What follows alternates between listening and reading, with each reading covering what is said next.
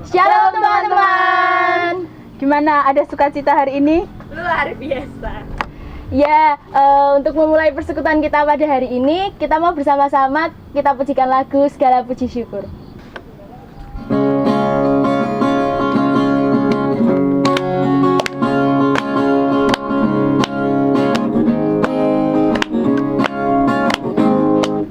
Segala puji syukur hanya bagimu Tuhan, sebab Kau yang layak dipuja.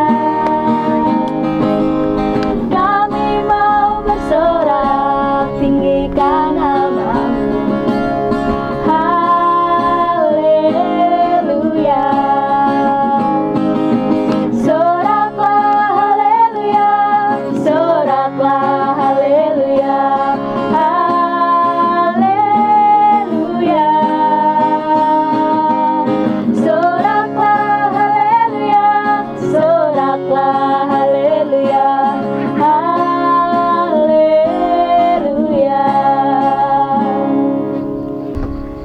Ya, sebelum kita memulai persekutuan kita pada hari ini lebih lanjut, kita akan bersama-sama bersatu dalam doa. Mari kita berdoa.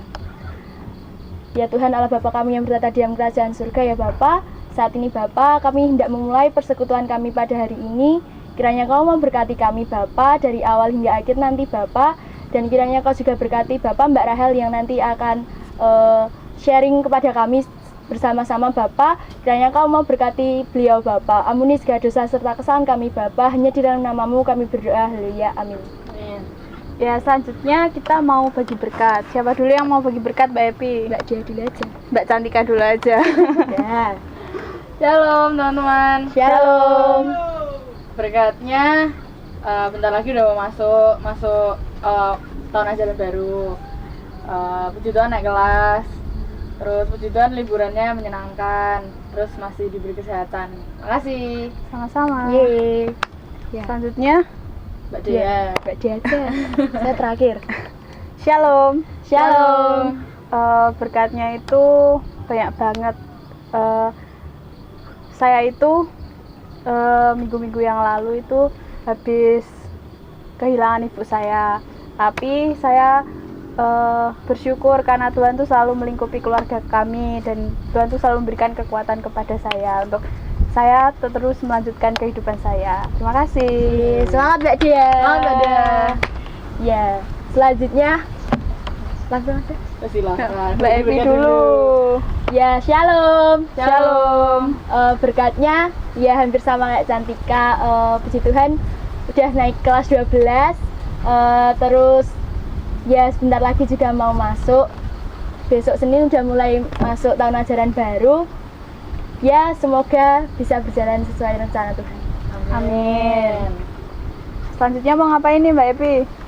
Sebelum kita mendengarkan firman Tuhan, kita mau nyanyi lagu bersama. Kita mau menyanyikan lagu pribadi yang mengenal hatiku.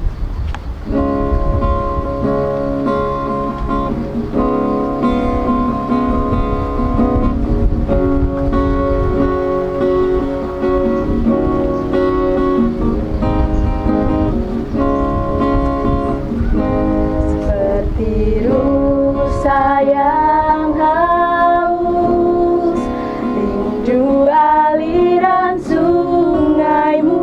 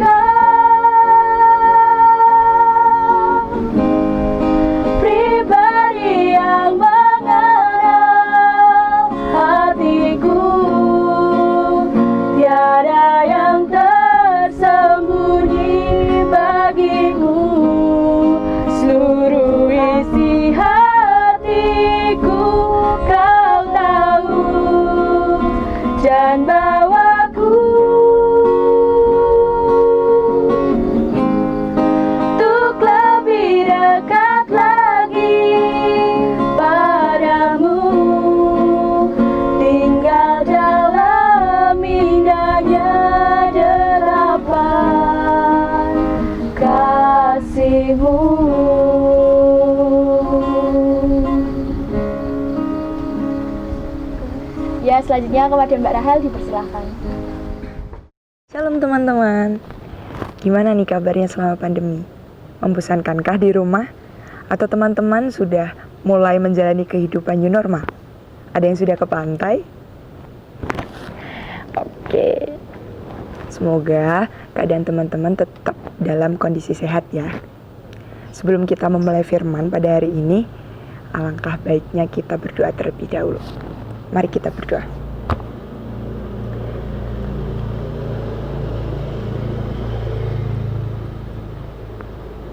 Tuhan Yesus Allah Bapa yang Maha Kuasa dan Makasih, saat ini Tuhan kami akan mendengarkan firman-Mu. Kiranya Bapa yang boleh mengurapi kami, anak-anak-Mu. Bapa juga yang boleh memimpin kami, agar apa yang kami katakan bukan apa yang ingin kami katakan, tetapi berasal dari hanya Engkau saja Tuhan. Terima kasih atas penyertaan-Mu Tuhan. Amin. Oke, tema yang diberikan kepada saya pada hari ini adalah Ku Rindu Firman-Mu. Oh iya, sebelumnya saya belum perkenalan. Nama saya Audrey Rahel Krisnovindira, biasa dipanggil Rahel. Status saya saat ini mahasiswa. Langsung saja ya, kita buka Alkitab kita. Teman-teman di rumah boleh buka Alkitabnya. Bacaan Alkitab dari Matius 13 ayat 1 sampai 9, dilanjutkan ayat 18 sampai 23. Matius 13 ayat 1 sampai 9, dilanjutkan ayat 18 sampai 23. Mungkin teman-teman di sini sudah banyak yang sering mendengar tentang perumpamaan ini. Judul perikopnya perumpamaan tentang seorang penabur.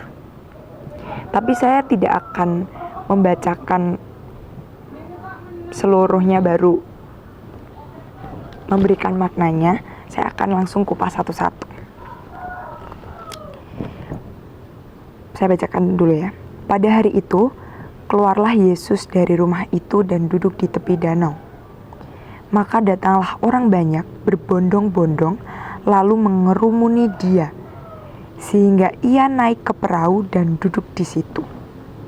Sedangkan orang banyak semuanya berdiri di pantai. Oke, itu sampai ayat yang kedua. Kalau kita boleh mengimajinasikan, pada saat itu Tuhan, oh ya sebelumnya nih ya, kalau teman-teman sering membaca kitab di Perjanjian Baru, itu sering banget Tuhan Yesus itu berkata-kata dalam perumpamaan entah bersama murid-murid atau orang-orang lain gitu tuh. Kalau ada suatu kerumunan gitu, Tuhan tuh sering mengungkapkan dengan perumpamaan. Nah, ini kebetulan tentang seorang penabur. Bisa jadi Tuhan Yesus menceritakan perumpamaan tentang seorang penabur karena, kenapa seorang penabur? Karena pada saat itu masyarakat di sana lebih dominan, pekerjaan mereka itu sebagai seorang petani. Jadi mungkin lebih dekat gitu dengan masyarakatnya.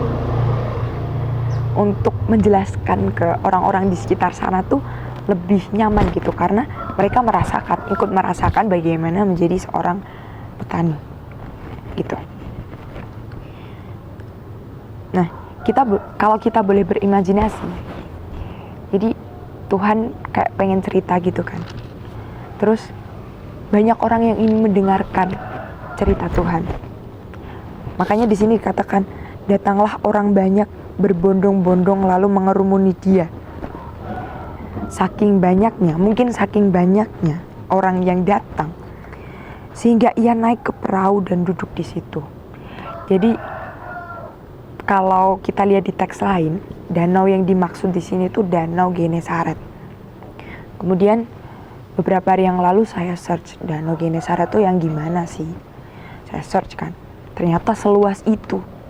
Jadi kalau boleh berimajinasi, di sekitar danau itu tuh ada sebuah rumah tadinya Tuhan berada di rumah itu, kemudian keluar mau bercerita, lalu ada banyak karena Tuhan keluar dari rumah itu, lalu ada banyak orang berbondong-bondong keluar, nggak muat kan?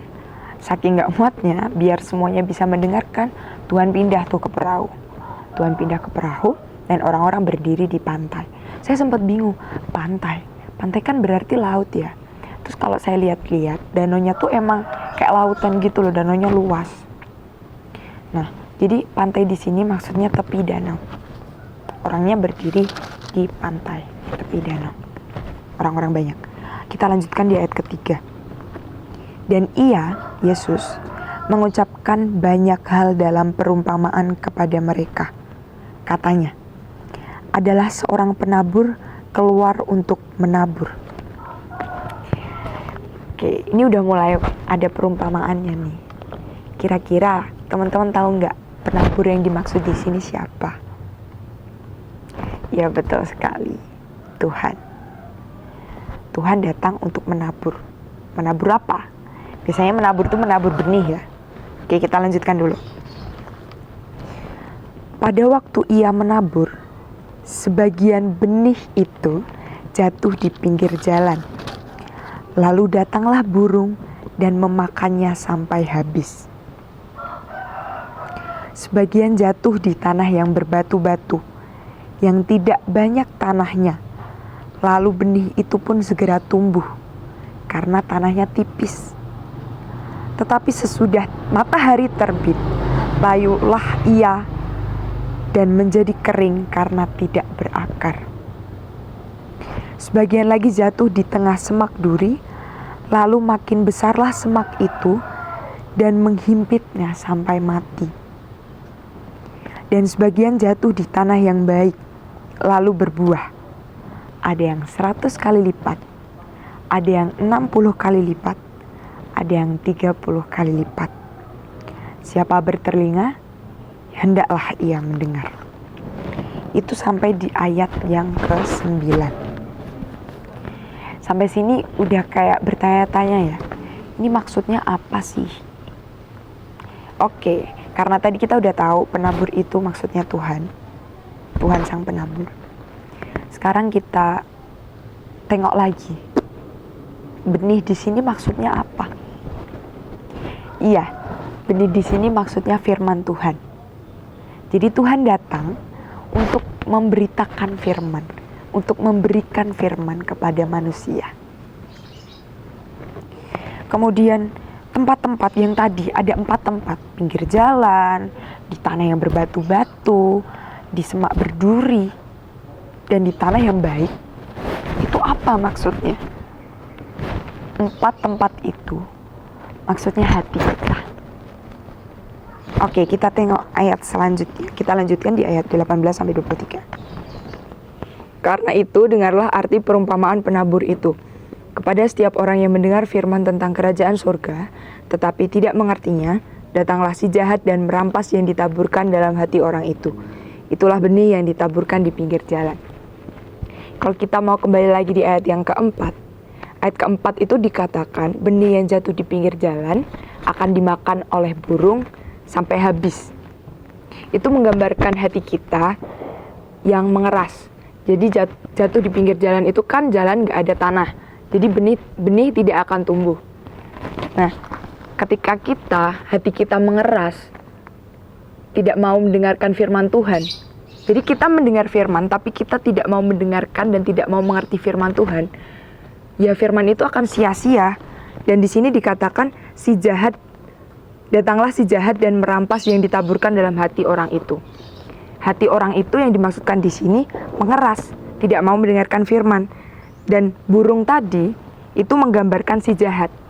Karena ketika seseorang hatinya mengeras, tidak mau mendengarkan firman Tuhan, biasanya iblis akan menggunakan situasi itu untuk merampas firman. Karena iblis sangat bahagia ketika manusia tidak mau mendengarkan firman, ketika manusia menentang Allah.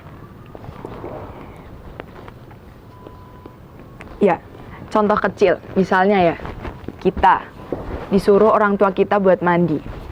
Dek, mandi gitu kan. Habis itu kita bilang, ya bu atau ya pak gitu. 1 jam kemudian, dek mandi gitu. Terus kita masih mungkin beberapa dari kita masih megang handphone atau lihat film di laptop, di TV, atau lihat drama Korea mungkin yang cewek-cewek gitu kan. Terus masih jawab ya gitu, ya bentar gitu. Sampai akhirnya malam hari. Tadi kan mama atau bapak udah bilang kalau mandi gitu, kalau disuruh mandi.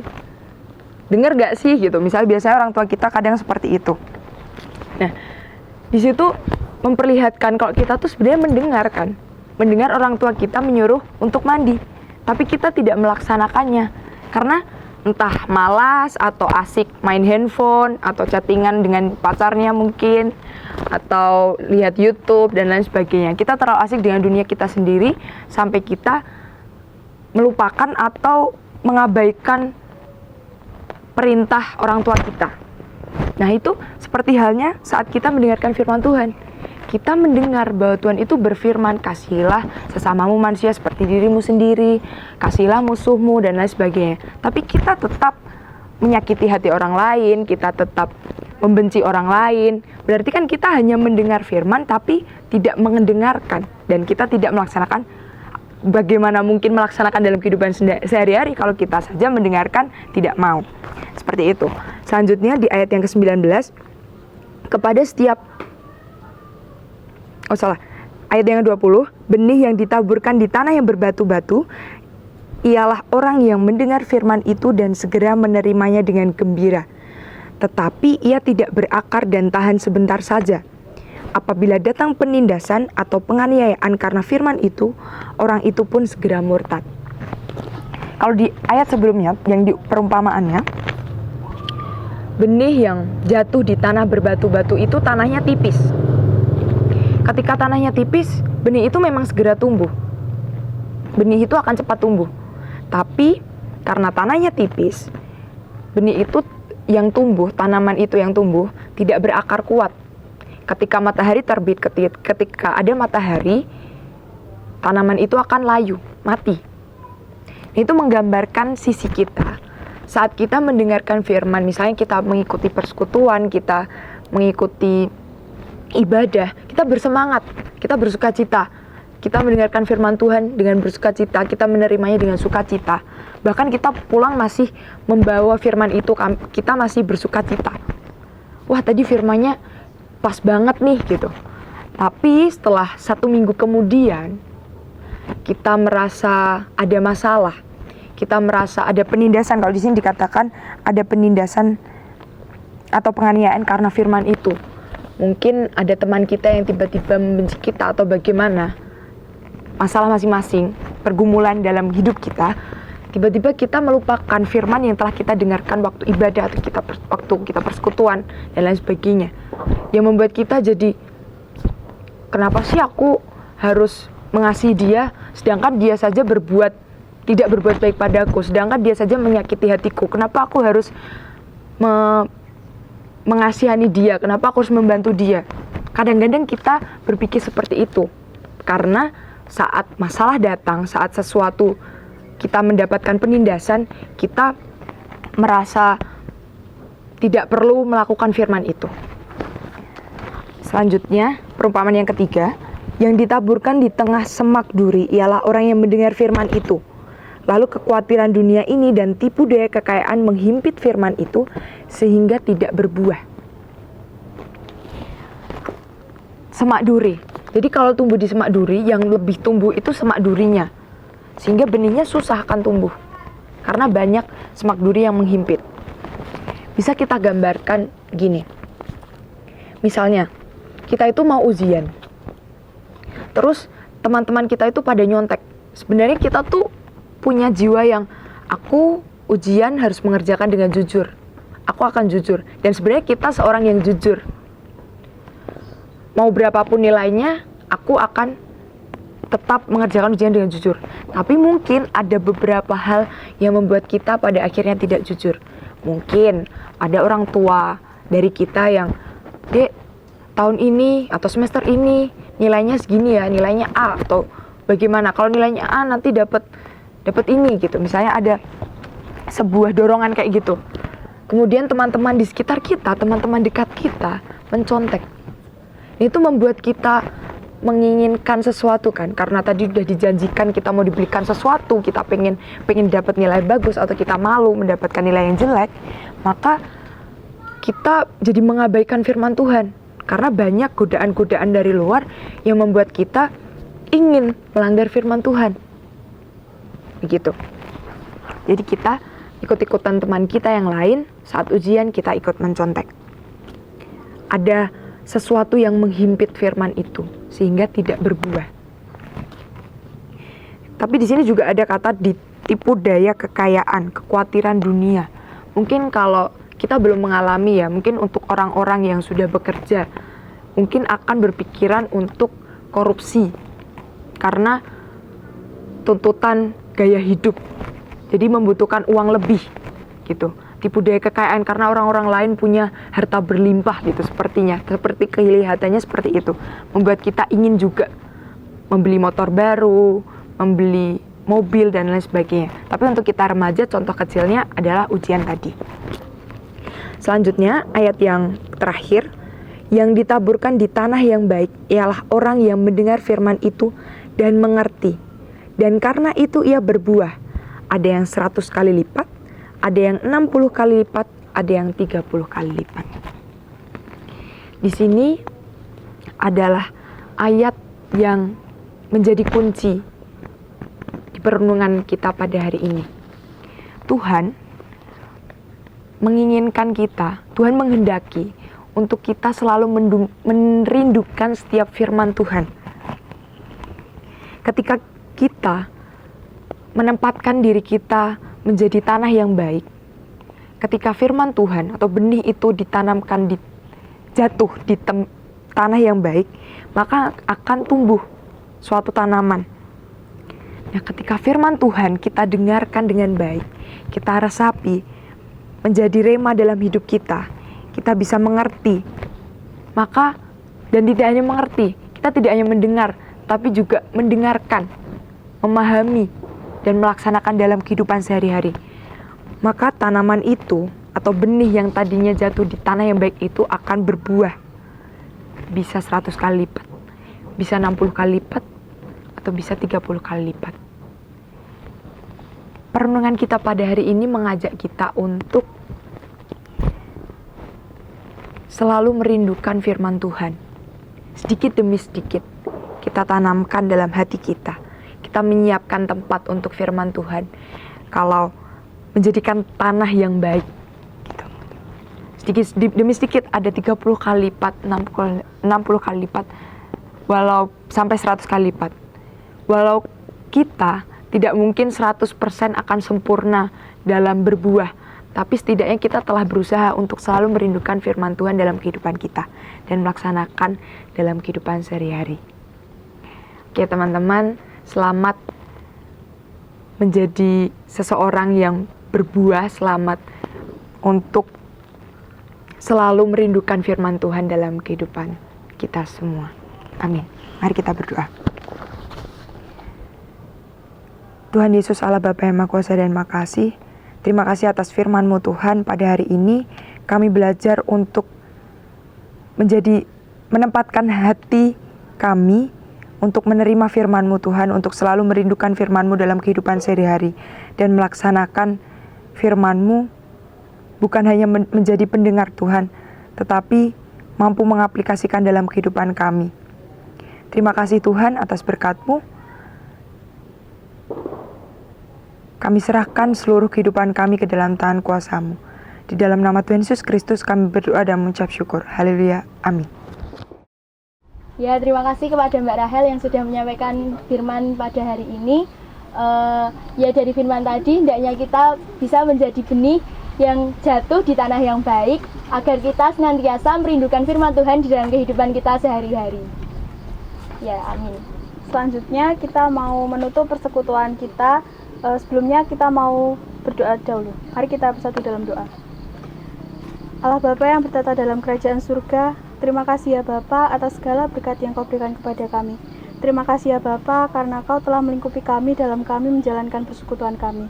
Sebentar ya Bapa, kami akan menyelesaikan persekutuan kami. Kiranya Bapa sertai kami, Bapa berkati kami. Dalam nama Tuhan kami, Yesus Kristus, kami berdoa dan ucap syukur. Haleluya, amin. Amin. Ya, selanjutnya kita mau bersama-sama tutup persekutuan kita pada hari ini dengan kita pujikan lagu Lebih dari Pemenang.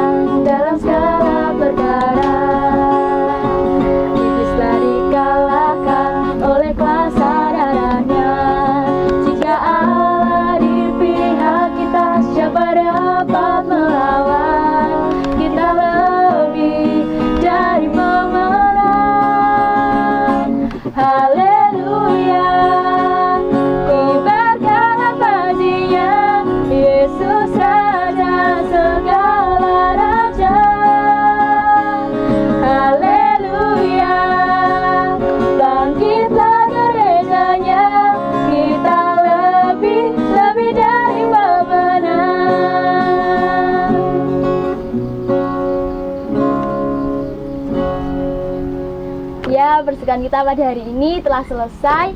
Buat teman-teman tetap di rumah saja ya, jaga kesehatan. Jangan lupa kalau keluar rumah pakai masker. Dadah, dan berhati-hati. Sampai jumpa.